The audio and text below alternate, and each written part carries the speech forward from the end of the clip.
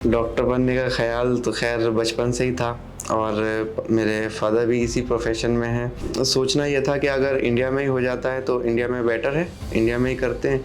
लेकिन थोड़ा सा फाइनेंशियल क्राइसिस थे, उतना था नहीं कि यहाँ डोनेशन दे के कर सकें। तो डिपेंड अपने ऊपर करता है ना कि हम कितनी मेहनत कर रहे हैं और किस तरीके से मेहनत कर रहे हैं। कंसिस्टेंसी हर चीज़ में ज़रूरी है। ये जो सीनियर्स बोलते हैं कभी झूठ नहीं बोलते हैं। स्टार्टिंग में हमने भी किसी की नहीं सुनी कि अरे ठीक है पढ़ लेंगे बाद में। भाई नहीं होता है, कसम से। कोई भी लैंग्वेज हो हार्ड नहीं होता है, वो बस आपके ऊपर डिपेंड करता है कि आप उसको सीखना चाहते हो या नहीं। Hello, my name is Arshad Abbas and my father name is Abbas Ahmed. I live in Ragol, Modaha district, Hamirpur. तो मैं 2018 में यहाँ से फर्स्ट ईयर में एडमिशन लिया था रस एजुकेशन के थ्रू। तब सोचना ये था कि अगर इंडिया में ही हो जाता है तो इंडिया में बेटर है, इंडिया में ही करते हैं। लेकिन थोड़ा सा फाइनेंशियल क्राइसिस थे, उतना था नहीं कि यहाँ डोनेशन दे के कर सकें। और यहाँ एडमिशन लेने के लिए बहुत ज़्यादा एबिलिटी चाहिए, बहुत ज़्यादा मार्क्स चाहिए, जो कि मेरे बस में तो नहीं था। तो मैंने रशिया जाना प्रेफर किया और रूस एजुकेशन के थ्रू ख़ास करके, क्योंकि मुझे और कंसल्टेंसी के थ्रू ये ज़्यादा बेस्ट लगी। रशिया इसलिए आया क्योंकि मेरे को जब समझ आया कि मेरे को एडमिशन इंडिया में नहीं मिल सकता है और अगर बाहर जाना है, तो मैंने गूगल वगैरह में भी कई सारी कंट्रीज़ सर्च करी। तो मुझे रशिया थोड़ा सा और कंट्री के मुकाबले ज़्यादा बेस्ट लगा, इसलिए मैंने सोचा कि रशिया जाना ज़्यादा बेस्ट है। जब मैं फ़र्स्ट ईयर में यहाँ एडमिशन लेके गया तो 2018 का मेरा लास्ट बैच था।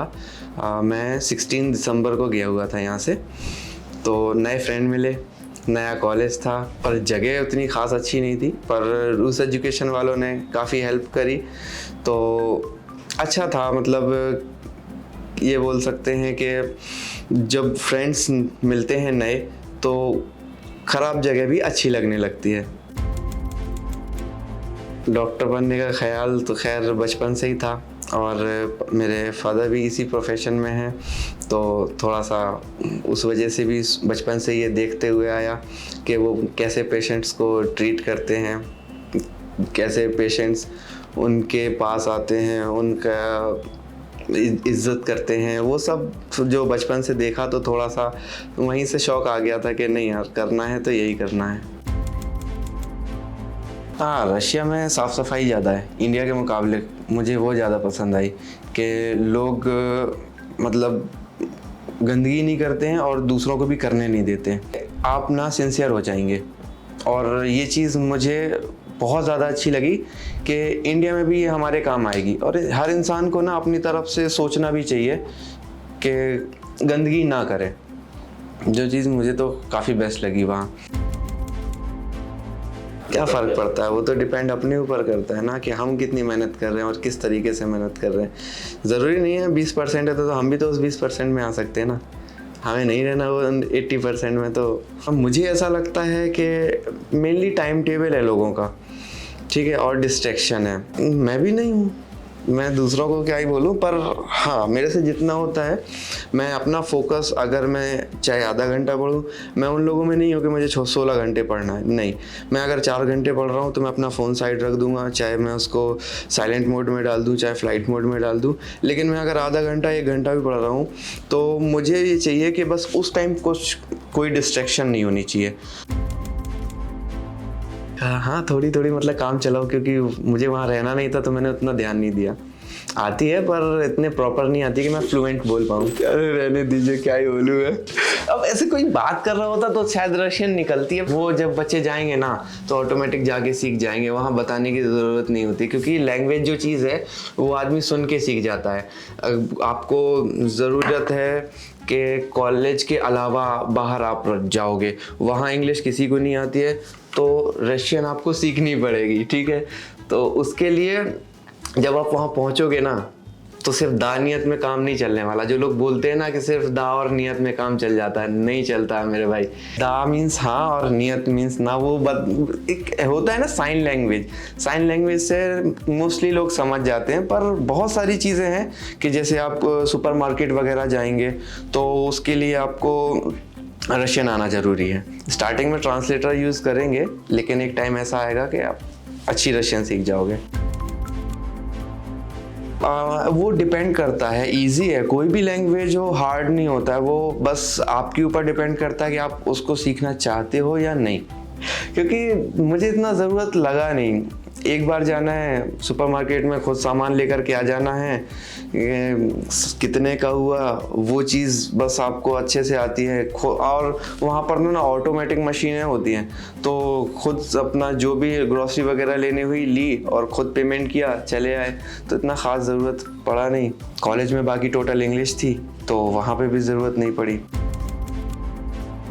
रूस एजुकेशन का फर्स्ट ईयर से लेके 6th ईयर तक खास करके रेनू मैम का मेरी लाइफ में काफ़ी रोल रहा है। मुझे कभी भी किसी भी चीज़ की प्रॉब्लम हुई है तो मैंने मैम को डायरेक्ट कॉल किया है, और मैं वहाँ था तब भी कुछ प्रॉब्लम हुआ यूनिवर्सिटी से रिलेटेड या घर की कभी कोई प्रॉब्लम या वैसे कोई काम जो मुझे लगता है कि कॉलेज का नहीं समझ आ रहा या नहीं हो रहा, तो मैंने मैम के थ्रू बात करी है और काफ़ी जल्दी मेरा सॉर्टेड हो गया।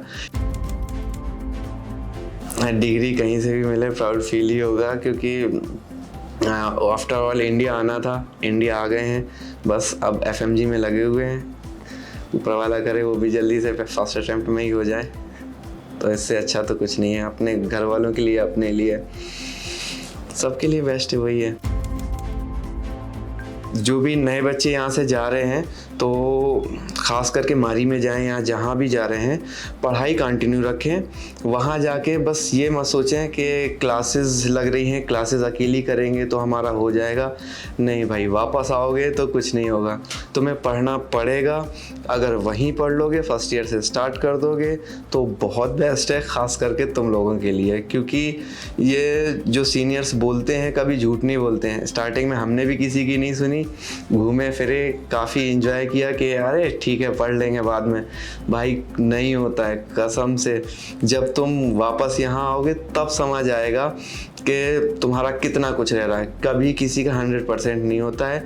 कितना भी रिवीजन कर लो, कितना भी पढ़ लो, तो जितनी ज़्यादा कंसिस्टेंसी रखोगे और जितने ज़्यादा से ज़्यादा वहाँ से सब्जेक्ट कंप्लीट करके यहाँ आओगे, आपके लिए उतना बेस्ट है। मैंने गलती करी तो मैं नहीं चाहूँगा कि मेरा कोई भी जूनियर या मेरे नीचे वाला कोई ये गलती करे, क्योंकि हमारे सीनियर्स ने बोला, मैंने वो गलती करी, मैंने उनकी नहीं मानी। तो मैं चाहूँगा कि शायद मेरी वजह से लोग समझ जाएं। मैं उतने सब्जेक्ट्स कंप्लीट करके नहीं आया, लेकिन मैं चाहूँगा कि जितने भी जूनियर्स जा रहे हैं ना, वो ऑल 19 सब्जेक्ट्स कंप्लीट करके आएँ, जिससे उनको बेनिफिट हो।